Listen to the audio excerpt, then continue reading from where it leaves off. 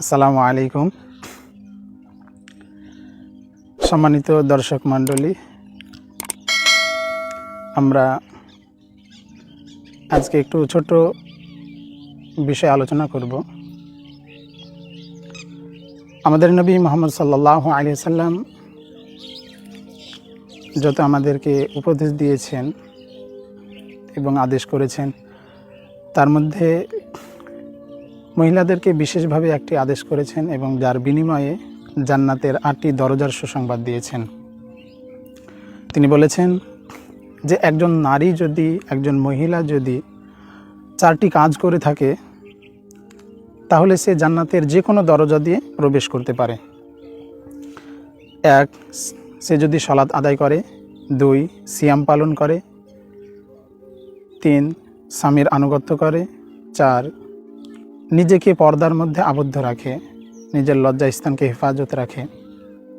এই 4টি কাজ যদি কোনো মহিলা করতে পারে যথাযথভাবে, তাহলে তার জন্য সুসংবাদ দিয়েছেন জান্নাতের 8টি দরজার যে কোনো দরজা দিয়ে জান্নাতে প্রবেশ করতে পারবে।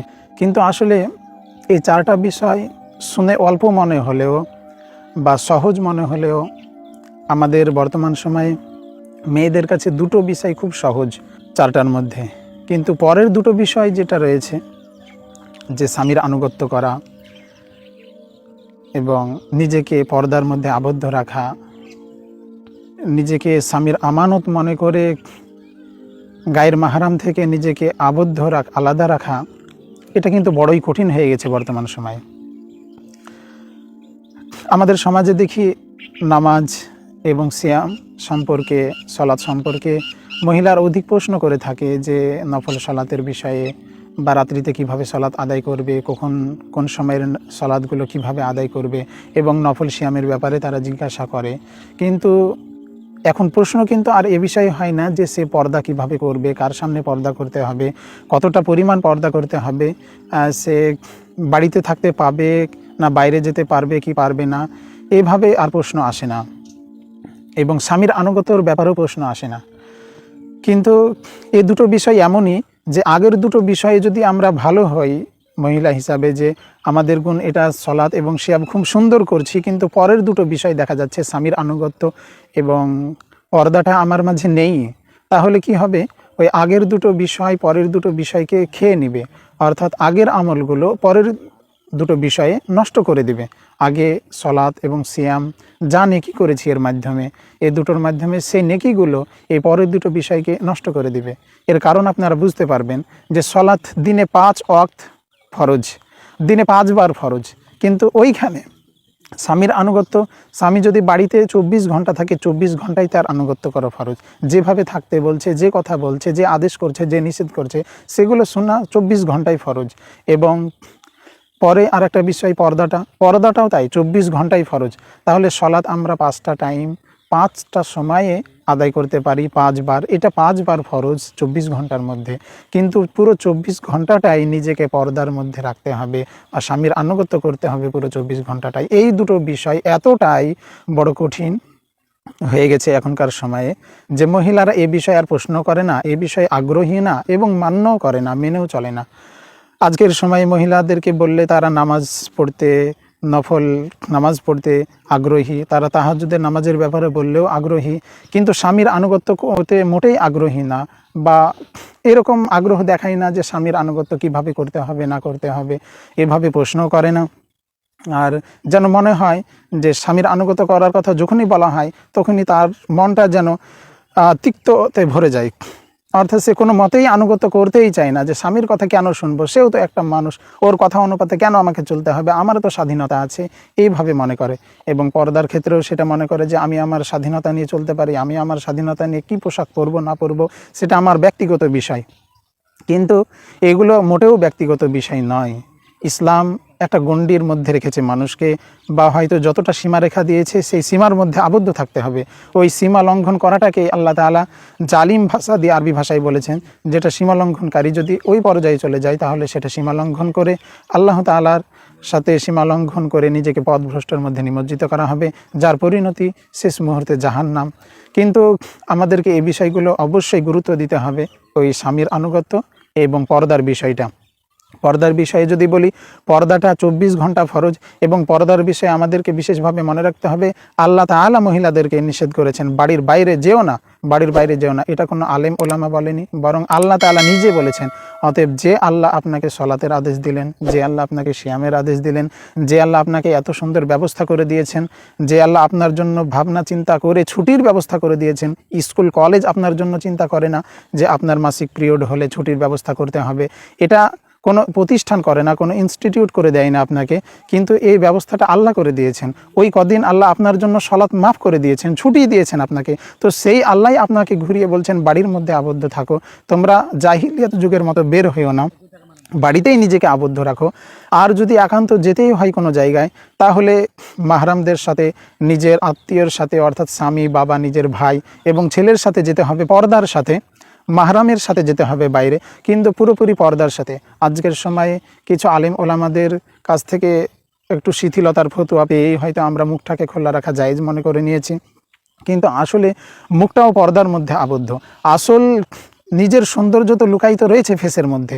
এই জন্য বলা হয় face is the capital of beauty, অর্থাৎ সৌন্দর্যের মূল রাজধানী হচ্ছে, মূল জায়গাটাই হচ্ছে মুখমণ্ডল। অর্থাৎ মুখমণ্ডল দেখেই মানুষ কি করে, একজন মেয়েকে পছন্দ করে থাকে। অতএব মুখটাই যদি খোলা রেখে বাইরে বের হওয়া হয়, তাহলে আমার আর কি থাকলো, অর্থাৎ পর্দার মধ্যে আবদ্ধ রাখার আর কি থাকলো, আমাকে তো চিনেই ফেললো। কিন্তু না, এটা না, মোটেই। আমাদেরকে পর্দা করতে গেলে সম্পূর্ণ পর্দা, মুখমণ্ডল সহ পুরোপুরি পর্দা করে গায়ের মাহরামদের কাছে, যারা মাহরাম নাই তাদের কাছে যেতে গেলে, যাদের কাছে যাওয়াটা আল্লাহ তাআলা নিষেধ করেছেন, তাদের সাথে কথা বলতে গেলে বা তাদের সাথে চলাফেরা করতে গেলে, কোনো প্রয়োজন হলে পর্দার সাথে যেতে হবে। কথা বলতে গেলে কর্কশ ভাষায় বলতে হবে, মিষ্ট ভাষায় বলা যাবে না, যাতে করে তারা আকৃষ্ট না হয়ে যায় বা তাদের মনটা দুর্বল হলে গলে না যায় বা আমার প্রতি আকৃষ্ট হয়ে ফিতনাই না পড়ে যায়। এই জন্য হাদিসের নির্দেশ হচ্ছে গায়ের মাহরামদের সাথে কথা বলতে গেলে কর্কশ ভাষায় বলতে হবে প্রয়োজনে। আর যদি কিছু চাওয়ার প্রয়োজনই থাকে, তাহলে পর্দার আড়াল থেকে চাইতে হবে। এইভাবে পর্দাটাকে 24 ঘন্টায় মেনটেন করতে হবে।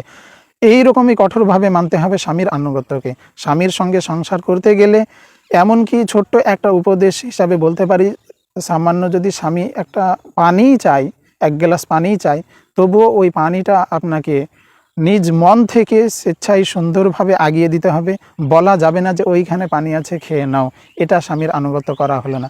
হ্যাঁ, যদি যে ব্যতিক্রম কিছু আছে, হ্যাঁ অসুস্থ আছে, সেই সময় স্বামীরা বুঝে যে হ্যাঁ না, এই সময় চাওয়া যাবে না, বা আপনি হয়তো বেডে আছেন, সেই সময় প্রত্যেক স্বামী, জ্ঞানবান পুরুষরা চাইবে না বা বলবে না, হুকুম করবে না আপনাকে নিয়ে আসতে। কিন্তু ভালো অবস্থায় স্বামী যদি বলে সেইভাবে, তাহলে তাকে বলা যাবে না যে গ্লাসটা ওইখানে আছে, পানি নিয়ে খেয়ে নাও, বা গ্লাসটা দিয়ে মুখটা ঘুরিয়ে নেবেন। এইভাবে স্বামীর সংসারে থাকা যাবে না। একান্তই স্বামীর সংসারে থাকতে গেলে ভালোভাবে থাকতে হবে। আর যদি একান্তই নাই পারা যায় ধৈর্য ধারণ করতে, বা তার সঙ্গে বিভিন্ন কারণে মনোমালিন্যই হয়ে থাকে, তাহলে ওইভাবে সংসার না করে তার কাছ থেকে ইসলামের যে বিধান দিয়েছে সেইভাবে নিজেকে খোলা নিয়ে নিতে হবে। কিন্তু স্বামীর সঙ্গে থাকতে গেলে পূর্ণ ভালোবাসায় এবং পূর্ণ আনুগত্যে থাকতে হবে, তার কথা মেনে চলতে হবে। সে স্বামী যেই রকমই হোক, সে যদি স্ত্রীর টাকা পয়সা অনেক থাকে, বা স্ত্রীর বাবা মারা হয়তো অনেক টাকা পয়সার অধিকারী হওয়ার কারণে মেয়েও টাকা পয়সা অধিকারী হয়েছে, তো সেই হিসাবে দেখা যাচ্ছে স্বামী গরিব মানুষ, বা স্বামীর অর্থ সম্পদ সেরকম কিছু নেই, বা স্বামী হয়তো রিক্সা চালায়, স্বামী রিক্সা চালাক বা যাই করুক, বা স্বামী যেই রকম অর্থেরই অধিকারী হোক, স্বামী যদি আমার থেকে নিম্নমানেরও হয়ে থাকে, এই রকম পর্যায়ের হয়ে যায়, তবুও তার আনুগত্য করে চলতে হবে।